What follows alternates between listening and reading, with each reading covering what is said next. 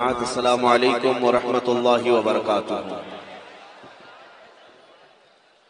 الحمدللہ الحنان المنان الذي خلق الانسان وعلمه البيان، والصلاة والسلام على رسوله سيد الانس والجان وعلى آله واصحابه ذوي الخير والاحسان، اما بعد، فأعوذ بالله من الشيطان الرجيم، بسم الله الرحمن الرحيم۔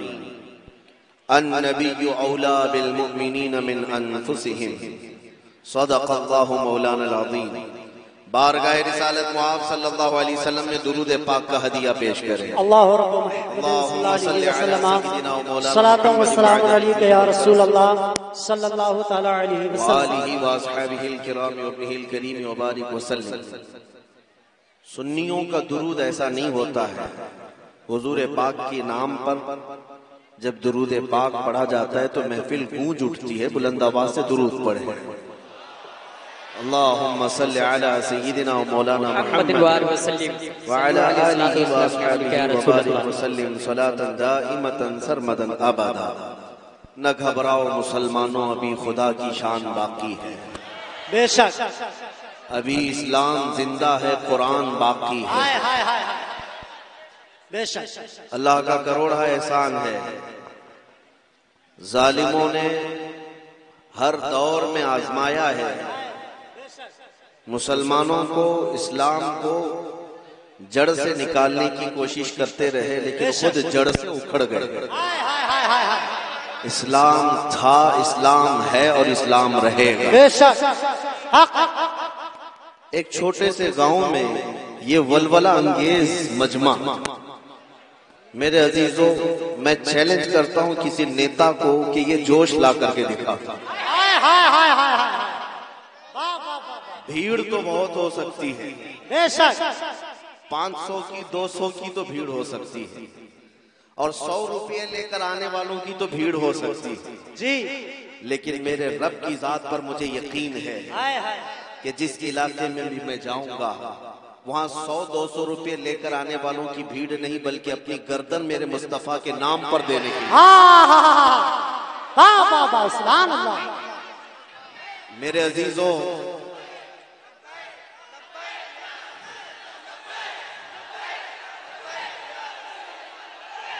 اعلیٰ حضرت کا یہ فیضان ہے، سبحان اللہ، اعلیٰ حضرت کا یہ فیضان ہے کہ جب اسلام اور میرے مصطفیٰ کریم کے خلاف انگلیاں اٹھانے کی کوشش کی جاتی رہی، اور اتنا ہی جوش اور اتنا ہی ولولہ ایمان کا مسلمانوں میں بڑھتا گیا ہے۔ بے شک سال بھر پہلے میں بھی بہت جلسے کیا اور دیکھا بھی، لیکن آج کا حال یہ ہے کہ اڑیسہ سے لے کر کشمیر تک، بے شک اور بنگال سے لے کر کے آندھرا تک، گجرات سے لے کر اتر پردیش تک، کسی بھی علاقے سے میں گزروں تو آپ کا حال تو جلسوں کا یہ ہے کہ بچہ ہو کہ 80 سال کا بوڑھا ہو، دیکھتے ہی وہ فوراً جو نعرہ پکارتا ہے لبیک یا رسول، لبیک لبیک لبیک یا رسول اللہ، لبیک لبیک لبیک یا رسول اللہ۔ توجہ، یہ نعرہ آیا ہے، اور پھر میں یہ بات بھی کہہ کر کے جاتا ہوں اس منبر پر، اللہ نے اگر کسی کو 100 سال کی زندگی دی تو 100 سال تک زندہ رہنے کے بعد بھی دیکھ لینا اس نعرے میں کوئی کمزوری نہیں آئی، اسی طرح زندہ رہے گا۔ بے شک انشاءاللہ۔ اس لیے کہ ان ظالموں کو میں کہتا ہوں تم نے وہ چنگاری کو بھڑکایا ہے جو ہماری جان سے زیادہ عزیز ہے۔ بے شک ہاں، ہمارے ہر چیز کو چھینا تو جا سکتا ہے، عشق مصطفیٰ پر کوئی حملہ برداشت نہیں۔ بے شک حق ہے۔ ہمارے ساتھ آپ کو میں تاریخ بتاؤں، بغداد کو 5 مرتبہ اجاڑا گیا ہے، 5 مرتبہ ایسا تباہ کیا گیا کہ مسلمانوں کے خون سے دریائے دجلہ لال ہو گیا تھا۔ اللہ اکبر، اللہ تیونس کو، مصر کو، لیبیا کو، مراکش کو اتنی مرتبہ اجاڑا گیا، پورا قتل و غارت فلسطین میں خون بہایا گیا ہے جی۔ عراق کا حال آج بھی یہی ہے، شام، یمن سب توڑ کر کے تباہ کر دیے گئے۔ ہر صدی میں، ہر زمانے میں مسلمانوں کے جنازوں سے زمین گواہ ہے، بے شک، لیکن میں آپ کو ایک بات بتا دیتا ہوں، تاریخ کے باب میں لاکھوں قتل تو لکھے ہوں گے۔ بغداد میں ہلاکو کے زمانے میں مسلمانوں کی کھوپڑیوں سے ایک مینار بنا دیا گیا تھا، مینار تعمیر کیا تھا۔ ظلم اتنا کر لیا ان لوگوں نے، دنیا نے۔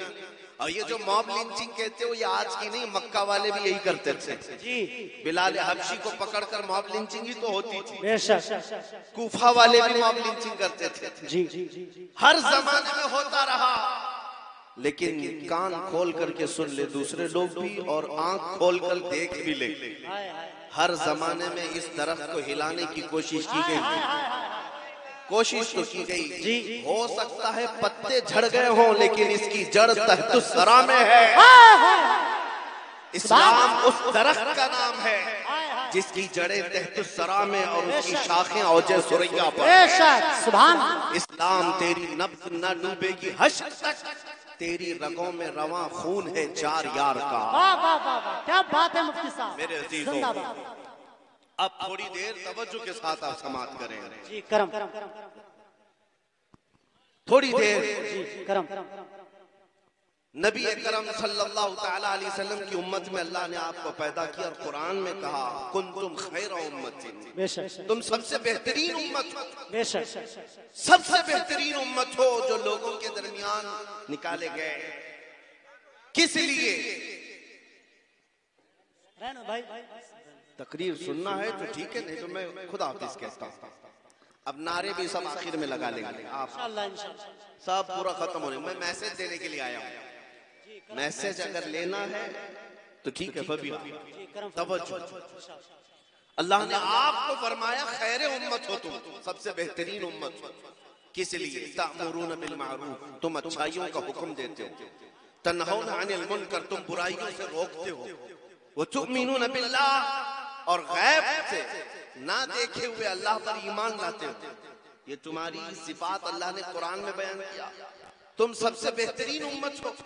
لیکن کیا آج کے حالات میں بہترین امت کا خطاب تمہارے ساتھ ہے یا نہیں ہے؟ آج کے حالات میں کیا تم اچھائیوں کا حکم دے رہے ہو، برائیوں سے روک رہے ہو؟ بہت سارے معاملات یہاں آ کر پھنس گئے میرے عزیزوں۔ آج جو دنیا ہم سب کی طرف ٹارگٹ بنا کر دیکھ رہی ہے، اس کی کوئی تو وجہ ہوگی، کوئی تو وجہ ہوگی۔ ایک زمانہ ایسا تھا کہ اٹلی، ڈنمارک اور یورپ کے بڑے بڑے بادشاہوں کے بیٹے علماء اسلام کے پاس پڑھنے کے لیے آتے تھے اور فخر کرتے تھے کہ ہم نے علماء کے پاس تعلیم حاصل کی۔ غیر مسلموں کی بات کر رہا ہوں۔ اور آج تم امریکہ اور یورپ جا کر کے فخر کرتے ہو۔ دور اتنا کیوں بدل گیا؟ زمانہ ایسا کیوں ہو گیا؟ کوئی تو وجہ ہے میرے عزیزوں۔ وہ کون سی طاقت تھی جس کو لے کر 313 نہتے بدر میں اترے تھے، لیکن 1000 سے زیادہ فوج پر بھاری نظر آتے تھے؟ وہ کون سی طاقت تھی جو قیصر و کسریٰ کو دھول چٹا دیا تھا؟ وہ کون سی طاقت تھی جو صلاح الدین کو فاتح بیت المقدس بنایا تھا؟ وہ کون سی طاقت تھی جو خالد بن ولید کو 125 جنگوں میں ناک آؤٹ بغیر کسی شکست کے فتح عطا کیا تھا؟ کون سی طاقت تھی؟ کوئی تو طاقت تھی جس کو آج ہم کھوئے ہوئے ہیں۔ قرآن کہتا ہے النبی اولا بالمؤمنین من انفسہم۔ وہ طاقت یہ تھی کہ نبی مومنوں سے ان کی جان سے زیادہ قریب ہیں، اور مومن جب تک یہ احساس رکھیں گے کہ ہمارا سب کچھ ہمارا نبی ہے، اس وقت وہ طاقت ہماری واپس آ جائے گی۔ تم بہت دور نہیں رہتے بریلی سے میرے عزیزو۔ اگر بریلی کی پرچھائیاں تم پر نہیں پڑی تو پھر بڑے افسوس کی بات ہے۔ دنیا کے کونے کونے میں رہنے والے بریلی کی چھاؤں میں آج عشق مصطفیٰ میں جلا پا رہے ہیں، اور تم بریلی کے بہت قریب رہتے ہو تو بریلی کا میسج تو سنو۔ بریلی والے نے یہ میسج دیا تھا دہن میں زباں تمہارے لیے، یا رسول اللہ دہن میں زباں تمہارے لیے، بدن میں ہے جان تمہارے لیے، ہم آئے یہاں تمہارے لیے، یا رسول اللہ اٹھے بھی وہاں تمہارے لیے، ہمارا سب کچھ رسول اللہ کے لیے ہے۔ یہ تو 100 سال پہلے اعلیٰ حضرت نے ہمیں میسج دیا تھا، 100 سال کے بعد ہماری آنکھوں نے ان کے ایک جانشین کو دیکھا تاج الشریعہ کی شکل میں۔ آپ نے تو دیکھا ہوگا، قریب رہتے ہیں۔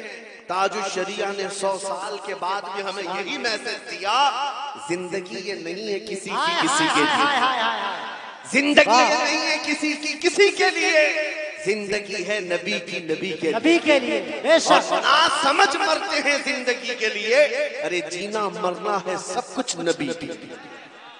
جس دن تمہارا یہ احساس ہو جائے گا میں جیوں گا میرے مصطفیٰ کے لیے جیوں گا، پھر تمہاری ساری عزتیں واپس آئیں گی۔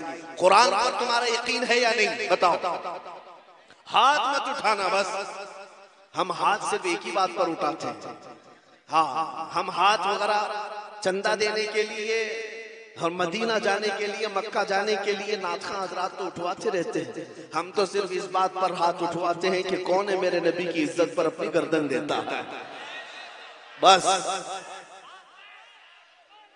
توجہ توجہ، بات یہ ہے کہ تمہارا قرآن پر عقیدہ ہے یا نہیں ہے؟ قرآن پر عقیدہ ہے، نبی پاک صلی اللہ تعالی علیہ وسلم سے ساری دنیا سے زیادہ تمہیں محبت ہے یا نہیں ہے؟ اگر یہ تمام چیزیں ہیں میرے عزیزو، قرآن پر عقیدہ ہے، حضور سے بے پناہ محبت ہے، تو آؤ قرآن کی سنو۔ قرآن کہتا ہے لا تہنوا ولا تحزنوا وانتم الاعلون، تم گھبراؤ مت، پریشان مت ہو، تم سب سے زیادہ کامیاب رہو گے، سب سے زیادہ۔ قرآن کی بات کر رہا ہوں، کسی اس کی اس کی نہیں۔ قرآن کہہ رہا ہے تم کامیاب ہو، تو کیا قرآن جھوٹا وعدہ کرے گا؟ قرآن نے جو وعدہ کیا ہے وہ سچا وعدہ ہے۔ تمہارا اگر یقین ہے تو قرآن سے پوچھو، اے قرآن تو کہہ رہا ہے ہم سب سے زیادہ کامیاب ہیں، تو کیا کامیابی اسی کا نام ہے کہ ہم در در کی ٹھوکریں کھا رہے ہیں؟ آج ہماری مسجدیں، ہمارے معبدیں، ہمارے خانقاہیں سب تباہ و برباد کی جا رہی ہیں۔ آج ہمارے حالات ایسے کہ روٹی کپڑے کے نام پر ہم محتاج نظر آ رہے ہیں۔ قرآن تو کہتا ہے تم کامیاب ہو، قرآن کہتا ہے تم کامیاب ہو۔ تو ہم نے قرآن سے پوچھا پھر کامیابی کسے کہتے ہیں؟ قرآن نے کہا آگے کی بات پڑھ لے، ان کنتم مؤمنین، اگر تم ایمان والے ہو۔ پھر ہم نے پوچھا ایمان کسے کہتے ہیں؟ ایمان کسے کہتے ہیں؟ تو مولانا صاحب سے پوچھنے کی بجائے خود رسول اللہ سے پوچھتے ایمان کسے کہتے ہیں؟ نبی پاک فرماتے ہیں لا یؤمن احدکم حتی اکون احب الیہ من والدہ وولدہ والناس اجمعین، تم میں سے اس وقت تک کوئی کامل ایمان والا نہیں ہو سکتا جب تک وہ اپنی اولاد، اپنے ماں باپ اور ساری دنیا سے زیادہ مجھ سے محبت نہ کرے۔ یہ ہے ایمان۔ جب تمہارے اندر یہ بات آ جائے گی کہ کثرت سے میرے آقا سے محبت کرتے ہو، تو پھر قرآن کا جو وعدہ ہے تم سب سے زیادہ کامیاب رہو، سب سے زیادہ کامیاب رہو۔ ڈرو مت، گھبراؤ مت، تمہارے پاس بہت بڑی دولت ہے میرے مصطفیٰ کی محبت کی دولت، بس اس چنگاری کو تھوڑا شعلہ بنانے کی بات ہے۔ بس میں نا امید نہیں ہوں۔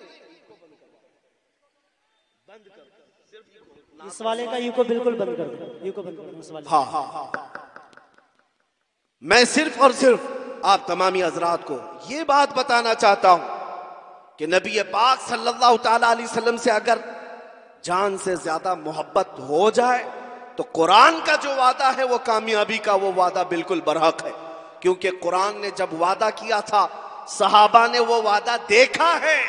وہ بغیر چپل کے آئے تھے بدر میں، بغیر ساز و سامان اور بغیر تلواروں کے آئے تھے۔ ایک صحابی حضرت سہیل کہتے ہیں ہمارے پاس تو ایسی تلواریں تھی جس سے سبزی بھی نہیں کٹ پاتی تھی، لیکن بدر کے میدان میں ایک صحابی حضرت عکاشہ کہتے ہیں میرے پاس تو کچھ بھی نہیں تھا بس سوائے میرے مصطفیٰ کی محبت کے۔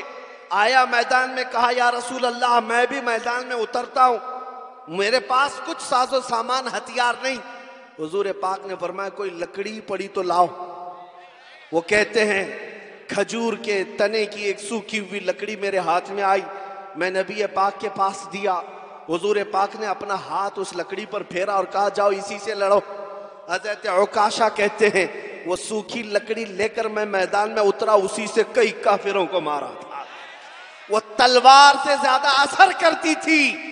میرے عزیزو، یہ مدد جو صحابہ کو آئی تھی وہ عشق مصطفیٰ کی بدولت، ان کا یقین تھا رسول اللہ کی ذات پر کہ ہم نبی کے پیچھے ہیں، اترنا ہمارا کام ہے، فتح دینا مولا کی شان ہے، رب تعالیٰ کی شان ہے۔ اسی لیے آپ کو پتا ہے جب عراق فتح ہوا 300 صحابہ تھے سعد ابن ابی وقاص کے ساتھ۔ یہ صحابی کا عقیدہ تو دیکھو، صحابی رسول ہیں۔ جب عراق فتح ہوا تو ان کو ایران بھی جانا تھا، عراق اور ایران کے بیچ میں دریائے دجلہ ہے، کراس کرنے کے لیے کوئی برج نہیں، ایرانی فوج نے سارے پل توڑ دیے تھے کہ کہیں یہ مسلمان ادھر سے کراس کر کے آ نہ جائے، سارے پل توڑ دیے۔ سعد ابن ابی وقاص کا حوصلہ نہ توڑ سکے، اپنے ساتھیوں سے کہا کہ چلنا ہے، سبوں نے کہا چلنا تو ہے لیکن دریا ہے، دریا ہے، کوئی پل نہیں، کوئی برج نہیں۔ دریائے دجلہ کوئی تالاب کا نام نہیں ہے، دنیا کی ایک بہت بڑی ندی کا نام ہے، گہرائی بھی زیادہ ہے، چوڑائی بھی زیادہ ہے۔ سعد ابن ابی وقاص کا حوصلہ پھر بھی پست نہیں۔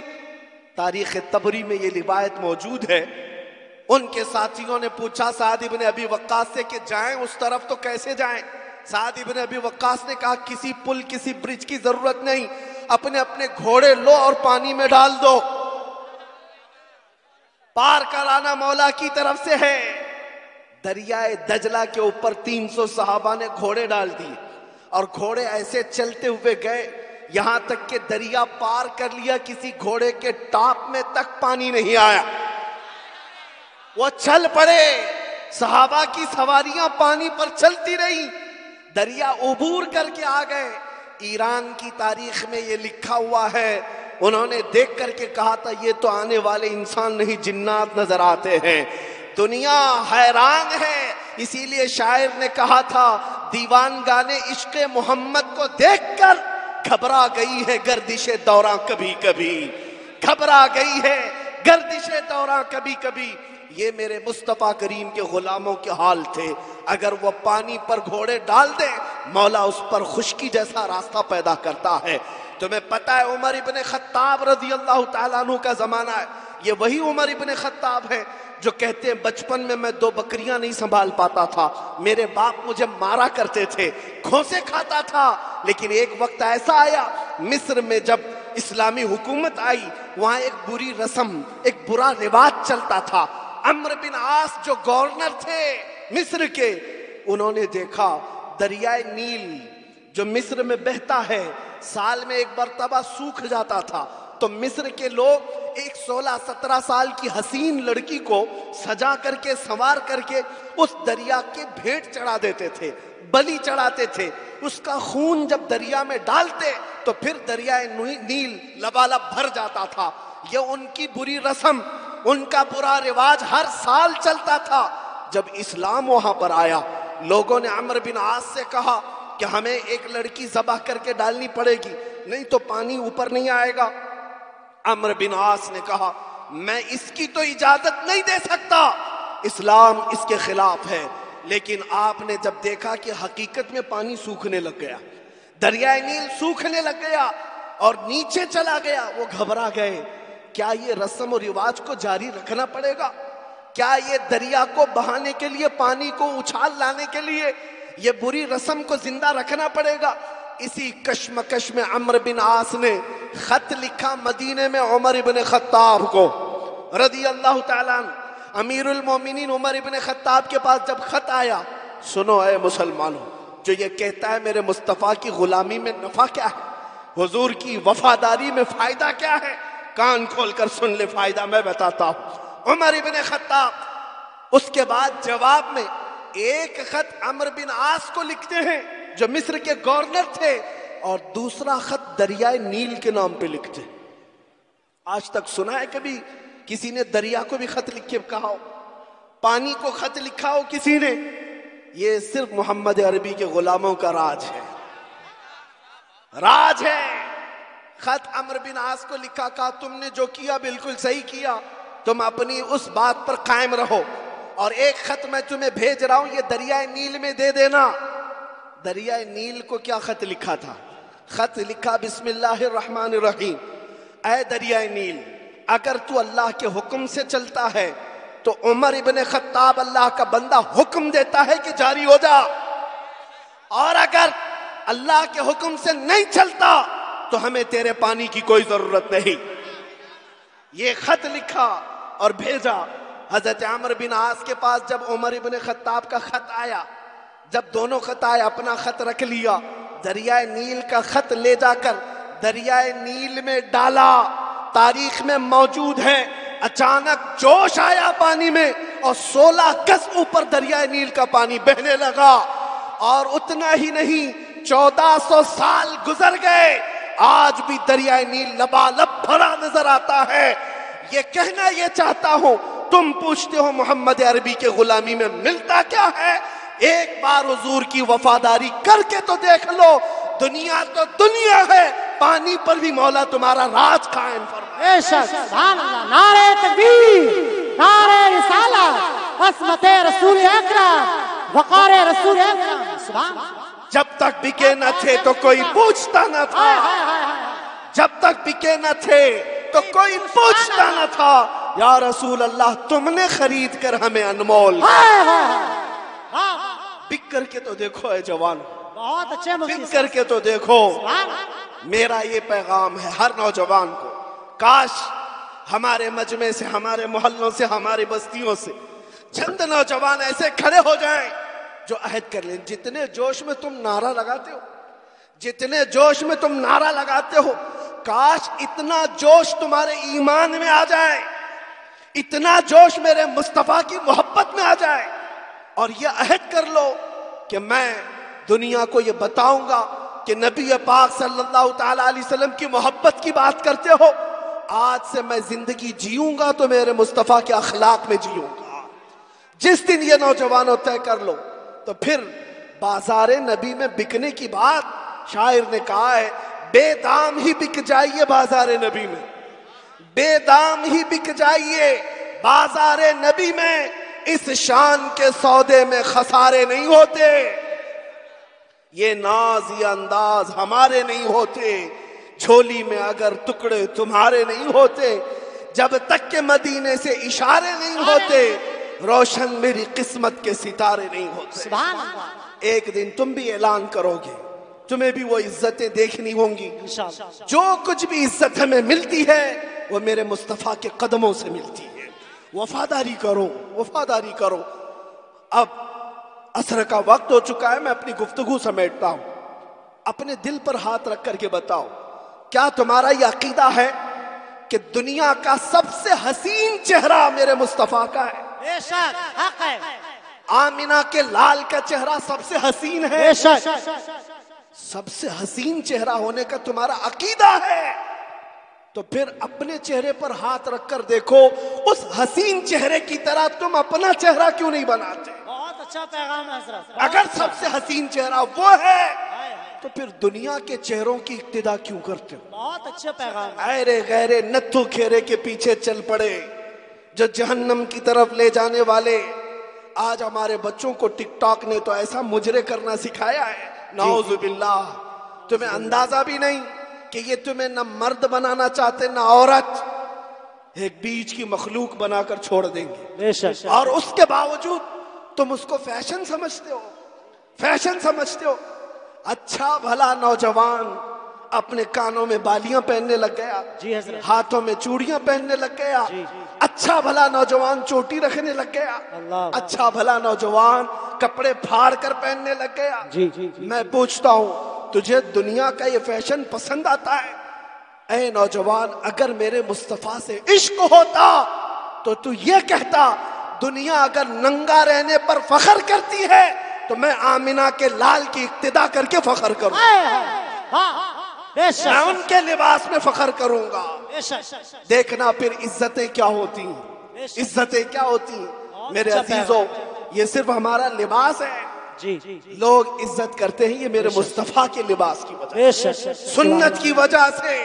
اور جب یہاں پر یہ عزت ہے تو قبر میں بھی ہوگی اور حشر میں بھی ہوگی۔ انشاءاللہ، انشاءاللہ، بے شک۔ آج کا میرا میسج یہی ہے، یہی میرا میسج ہے جو اعلیٰ حضرت نے 100 سال پہلے کہا تھا۔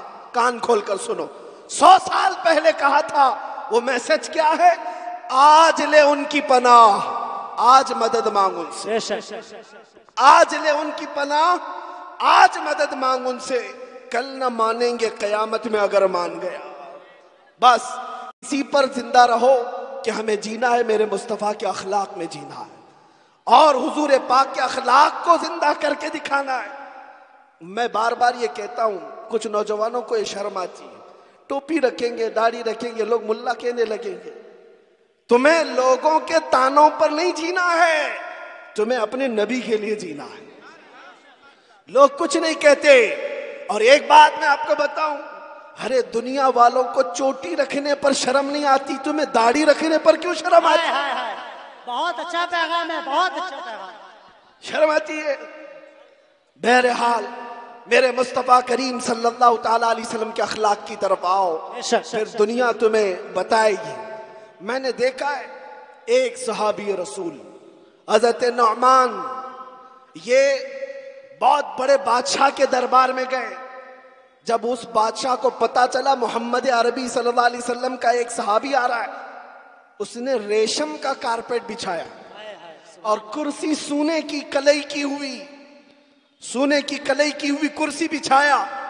حضرت نعمان آئے، دنیا کے اس چکا چوند سے کبھی میرے آقا کے غلام اس طرح دل نہیں دے بیٹھتے۔ آئے اور اس دربار میں اپنی چھڑی سے اس ریشم کے قالین کو پھاڑ دیا اور کہا میں اس پر نہیں چلنا چاہتا۔ پھر جب کرسی کے پاس آئے اس کو ٹھوکر دے کر گرا دیا، کہا لکڑی کی کرسی پر بیٹھتا ہوں۔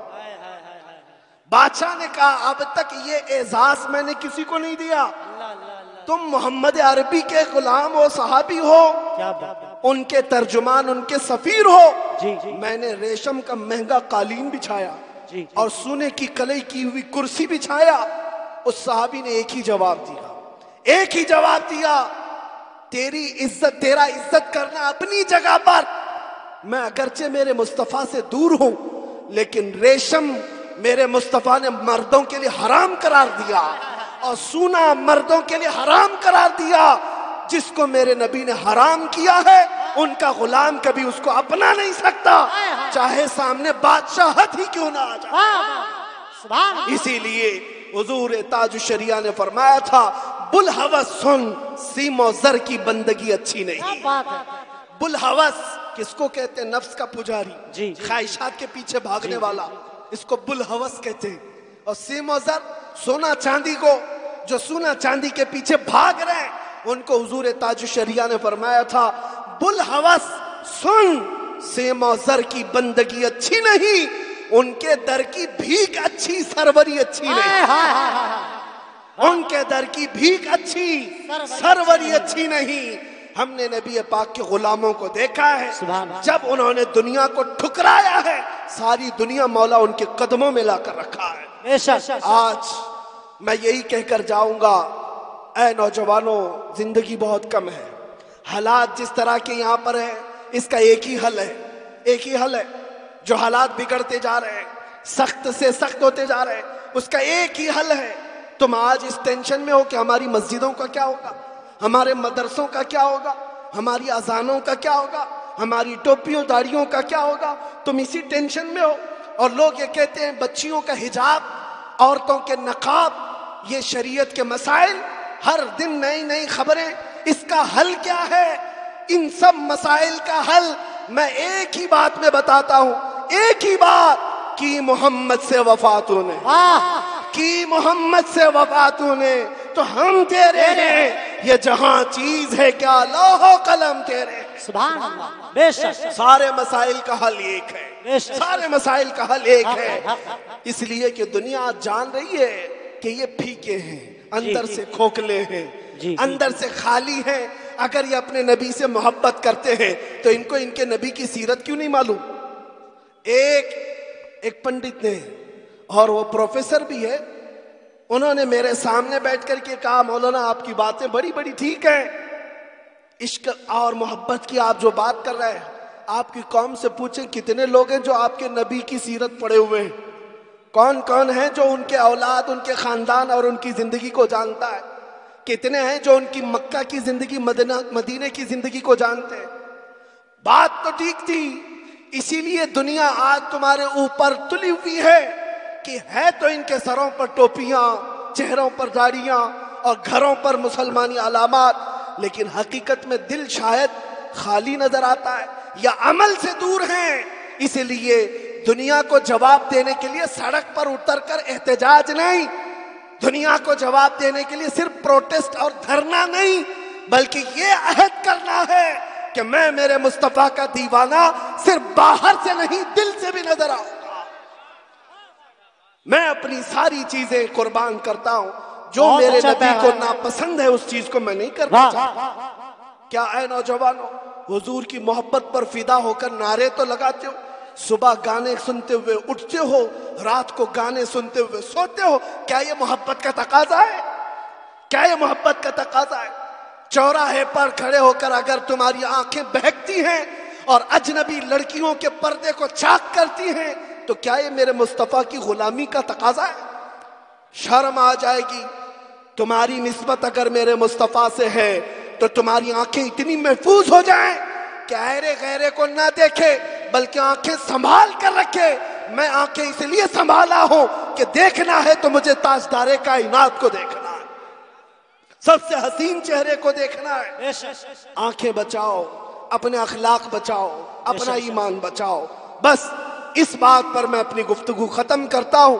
انہیں جانا، انہیں مانا، نہ رکھا غیر سے کام۔ انہیں جانا، انہیں مانا، نہ رکھا غیر سے کام۔ للہ الحمد میں دنیا سے مسلمان گیا۔ اے نوجوانوں اٹھو، قوت عشق سے ہر پست کو بالا کر دو، قوت عشق سے ہر پست کو بالا کر دو، دہر میں نام محمد سے اجالا کر دو۔ وآخر دعوانا ان الحمدللہ۔